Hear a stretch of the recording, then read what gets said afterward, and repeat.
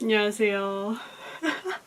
진짜 너무 오래간만에 영상을 켜가지고 마지막 영상을 이후로 한 2년 만에 키는 것 같은데 사실 그동안 정말 많은 일이 있었어요. 인생을 바꿀 만한 그런 사건들이 좀 있었는데 썸네일에 나와 있듯이 이제 저는 안병증이라는 병을 앓았고 완치 판정을 받고 이렇게 영상을 찍는데 이렇게 영상을 찍는 이유는 안병증을 앓는 모든 분들께 좀 희망을 드리고 싶어서였습니다. 한창 병을 앓을 땐 정말 우울했거든요. 근데 이제 카페나 블로그 같은 데서 완치를 했다는 글들을 보고 저도 정말 큰 희망을 얻었고 용기를 얻었고 힘을 얻었기 때문에 이렇게 많은 정보를 드리고 싶었습니다.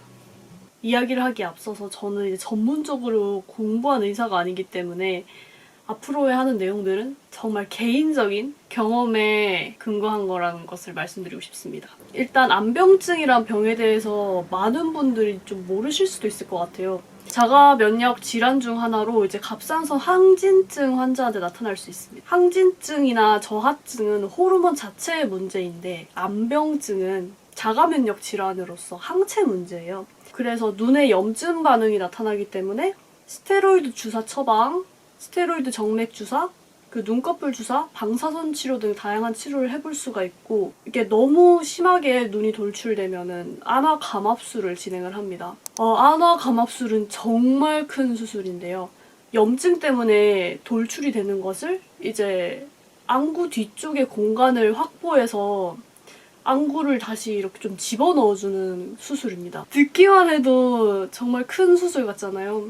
그래서 안병증 초기에는 이게 정말 심해져서 안화 감압술을 하는 데까지 이르면 어떡하지 하는 걱정이 정말 컸습니다. 그리고 뭔가 신체적인 증상으로는 복시나 사시 같은 그런 증상도 동반할 수 있습니다. 무엇보다 항진증 환자한테서는 큰 확률로 올 수도 있는 병이고 특히 연예인분들도 종종 걸렸다는 기사를 보고 이게 생각보다 많은 분들이 앓고 계시는구나 싶었습니다. 좀 자세하게 제 발병에 대해 말씀을 드리면 정말 하루아침에 나타났어요. 정말 눈이 퉁퉁 부었습니다. 저 왼쪽 눈에 이제 안병증이 왔는데 평소에도 되게 잘 붓는 체질이에요.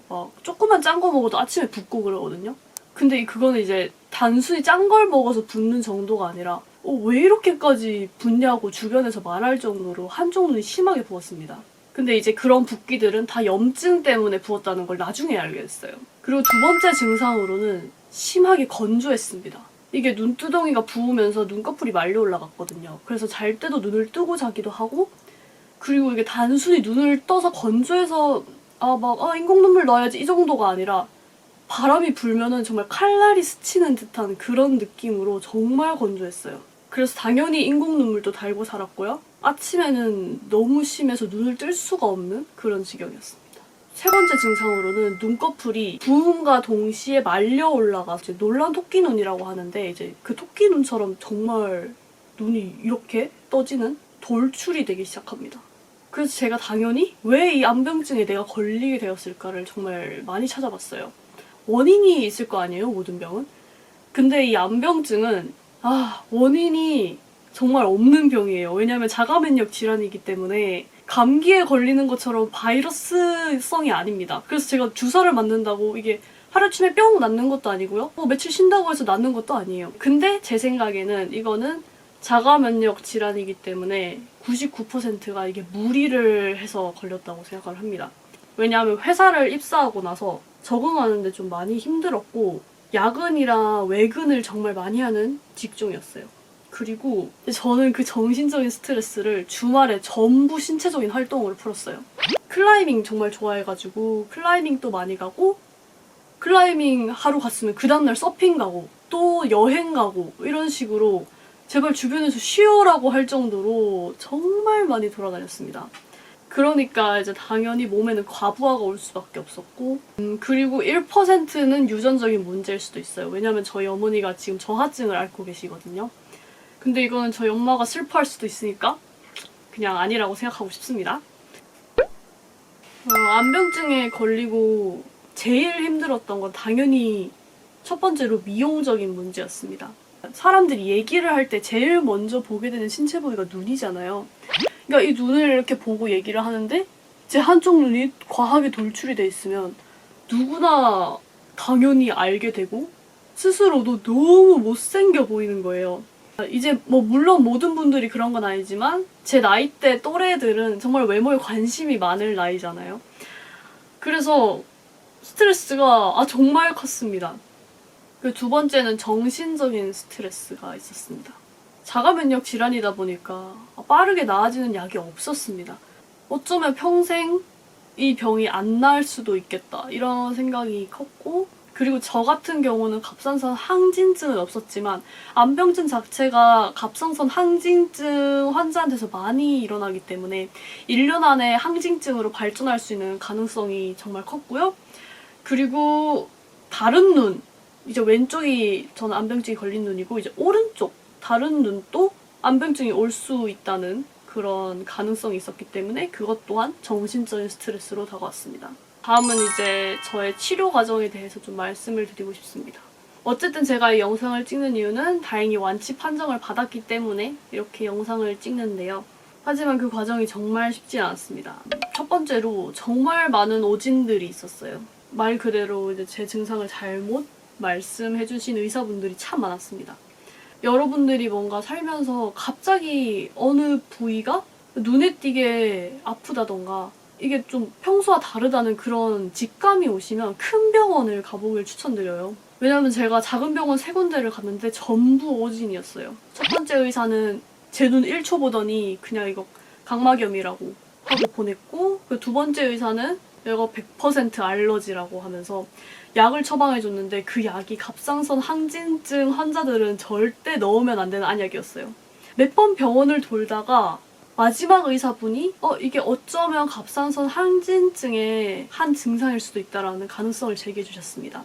그래서 결국에는 기만과 병원이라고, 아시는 분은 아실 텐데 각막, 녹내장, 라식, 성형외과 정말 다양한 분야들의 안과센터가 있는 그런 서울에서 가장 큰 안과병원입니다. 거기에 가서 갑상선 항체 이상으로 인한 암병증이라는 것을 확진을 받았습니다. 갑상선 항체 검사는 갑상선 호르몬 검사랑 다른 검사예요. 갑상선 호르몬 검사는 단순히 내과 가셔가지고 2, 3만 원만 내면 받으실 수 있는데, 항체 검사는 어떤 검사 기관에 보내서 의뢰를 해야 되는 곳이어서 검사 비용도 10만 원 정도로 비쌌고요. 검사 결과를 받아보기까지도 일주일 정도 소요가 됐습니다. 항체 이상이 있다는 거를 알고 나서는 상급 병원 진료 의뢰서를 기만과 병원에서 써주셨어요. 이제 저도 어떤 상급 병원에 갈지 정말 많이 찾아봤죠. 정말 많이 찾아봤는데 암병증에 특화된 몇 분 선생님이 계세요. 대학병원 선생님이 계시는데 그중에 저는 윤진숙 선생님이라고 연세 세브란스에 근무하고 계시는 분이 계십니다. 그분이 암병증으로도 유명하셔가지고 유튜브 영상에도 막 나오시고, 그리고 무엇보다 좀 뭔가 신뢰감이 갔어요. 신뢰감이 가서 선생님한테 예약을 하고 갔습니다. 예약 잡는 것도 쉽지 않았습니다. 나중에 알고 봤더니 이제 암병증에서 정말 유명한 분이셔서, 제가 맨 처음에 안화감압술 말씀드렸잖아요. 눈 뒤에 공간을 확보해서 안구를 집어넣는 그 큰 수술, 그 수술을 이 선생님께 받으려면 몇 년이 걸릴 정도로 정말 유명하신 분이셨습니다. 그래서 연세 세브란스에서 다양한 검사들을 많이 했어요. 복시사시 증상도 동반한다고 했잖아요. 그 검사도 하고 치아 검사 이런 것도 해서 돈이 정말 많이 깨졌는데, 선생님이 보시고 염증 반응이 심하다고 하셔가지고 이제 눈꺼풀에 스테로이드 주사를 넣고 눈꺼풀 내리는 근육 주사도 함께 맞았습니다. 어쨌든 눈꺼풀이 말려 올라간 거니까 그걸 내리는 근육 주사예요. 그리고 3주간 스테로이드 알약을 주시고 이제 주마다 복용량을 줄여갔습니다. 첫째 주에는 3알, 둘째 주에는 2알, 이제 마지막 주에는 1알, 이런 식으로. 암병증이 또 힘든 점이 뭐냐면 어쨌든 치료를 받잖아요. 근데 그 치료를 받는 경과도 사람마다 다 달라요.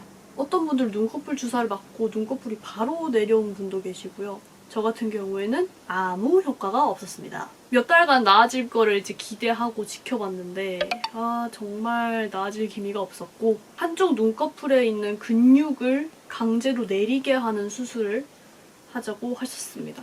그날은 정말 우울했고요. 어떤 여자뿐만 아니라 어떤 모든 사람들이 눈꺼풀을 강제로 내리고 싶겠어요. 그리고 제가 원하는 막 예뻐져야지 하는 성형수술도 아니고 누가 얼굴에 칼을 대고 싶겠어요. 그날 정말 우울했고요. 수술 비용, 상담 비용 전부 한 200만 원 정도 들었던 것 같습니다. 그리고 그 근육을 내리는 수술을 한다고 해서 무조건 눈이 좋아지냐? 그것도 아니었어요. 사람마다 다 다르다고 했잖아요. 모든 치료의 경과가. 제가 왼쪽 눈이 올라갔으면 오른쪽 눈이 그 영향을 받아서 올라갈 수도 있고요. 그리고 수술을 실컷 했는데 아무 경과가 없을 수도 있고요. 그런 부작용이 있었습니다. 얼마나 수술을 제가 고민을 했을까요? 이제 수술을 하자고 통보를 받고 나서 저는 퇴사를 결심했습니다.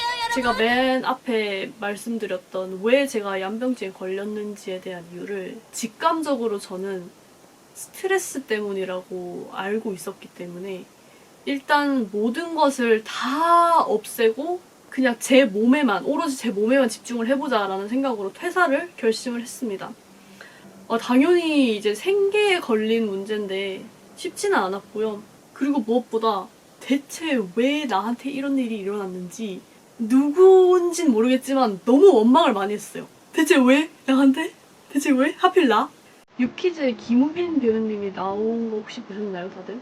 배우님도 이제 병을 앓으셨는데 누군가가 나한테 좀 오랫동안 쉬고 자신을 돌아보라고 그런 시간을 주는 거구나라고 이렇게 긍정적으로 생각을 하셨대요. 그래서 저도 이제 이왕 이렇게 한 김에 정말 실컷 놀아보고 그냥 실컷 쉬어보자. 그렇게 생각을 했습니다. 근데 이게 정말 효과가 있었고 결국 이 휴식이라는 것 때문에 완치 판정을 받았습니다. 그래서 어떻게 쉬었냐면요. 어떻게 쉬는 것도 정말 중요하잖아요. 첫 번째로 모든 이 스트레스의 굴레와 속박을 벗어던지고 제 고향으로 내려갔습니다. 제 고향이 울산이거든요. 그리고 이 울산에서의 한 달이 저의 병을 모두 낫게 해줬어요. 첫 번째로 질 좋은 수면이었습니다. 거의 10시간에서 12시간을 매일매일 잤고요. 그냥 잠만 못 자요. 두 번째로 아침마다 샐러드, 건강식을 먹었어요. 어머니가 야채를 막 산처럼 쌓아가지고 매일 아침마다 주셨고요. 그리고 세 번째, 저녁에 1시간씩 꼭 산책을 했습니다. 안병증을 나았다는 분들 중에서 맨발 걷기를 많이 했다 이런 분들도 많이 계시거든요. 지금까지 제가 했던 클라이밍 같은 고강도 운동보다는 저강도 운동으로 좀 바꿨습니다. 그리고 네 번째로, 이건 사람마다 다르겠지만 한약을 복용을 했습니다. 어머니가 아시는 분이 계셔가지고 이제 울산에서 한약을 받아서 복용을 했는데 이 5가지를 매일매일 반복하니 정말로 눈이 점점 좋아졌어요. 눈에 띄게 너무너무 좋아졌고 한 달 후에 제가 서울에 올라와서 다시 병원에 갔을 때 선생님이 수술을 할 필요가 없고 완치됐다고 판정을 해주셨어요. 뭔가 결론적으로 말씀을 드리면 자가면역 질환이잖아요, 안병증이. 모든 자가면역 질환은 어쨌든 자신의 몸의 면역 체계에 기반한 거기 때문에 몸을 회복시키는 것이 굉장히 중요하다고 느꼈습니다. 그리고 네이버 카페를 통해서 많은 정보도 얻었습니다. 네이버 카페에 갑상선 사랑이라는 갑상선 사랑이라는 카페가 있는데 이제 거기서도 많은 정보를 얻었고 또 저처럼 안병증을 앓았지만 지금은 다 완치가 되셨던 그런 분들도 많이 글을 보면서 위안을 얻었습니다. 그냥 안병증 앓는 내내 나와 같은 사람이 있고 나와 같은 사람이 어떻게 완치를 하고 그런 동질감이 있다는 것만으로 정말 큰 위안을 얻었기 때문에 이렇게 영상을 켰고 그렇잖아요. 모든 병이 처음에 걸리면 평생 안 나을 것 같아요. 어쩔 때는 너무 우울하고 어쨌든 주변 사람들한테 좀 미안한 것도 있었어요. 특히 저희 가족들이나 그런 사람들 너무 미안한 게 많았는데 어쨌든 부모님께 너무 감사드리고 그리고 주변에 친구들도 진짜 많이 위로를 해줬거든요. 자기 일처럼 걱정을 해주고 막상 이렇게 영상을 찍으니까 왜 이렇게 갑자기 지난 순간들이 떠오르면서 슬프네. 제가 눈을 좀 자세히 보여드리면 이전눈과 똑같진 않지만 이 밸런스가 확실히 맞아졌고 원래 사람 눈이 짝눈이잖아요. 그래서 이제 제가 봤을 때는 아직도 이 눈이 더 큰 것 같고 말려 올라간 것 같은데 사람들이 봤을 때는 크게 이제 이상할 것 없는 그런 눈이 된 것 같습니다. 네, 맞습니다. 아무쪼록 다들 건강관리를 잘 하시고요. 무슨 일이 내 몸에서 일어나고 있는 것 같으면 큰 병원을 가시고요. 설령 큰 병에 걸렸다고 하더라도 이 또한 지나가고, 혹시 지나가지 않고 현재 진행 중이시라면 너무 자책하지 않으셨으면 좋겠어요. 저는 자책을 했던 것 같아요. 내가 잘못 살았나? 왜 나한테 이런 일이 벌어나지? 내가 뭘 잘못했나? 내가 가진 것들에 대해서 더 많이 생각을 하시고 그런 시간을 잘 견디셨으면 좋겠습니다. 그럼 안녕. Even on the darkest nights I know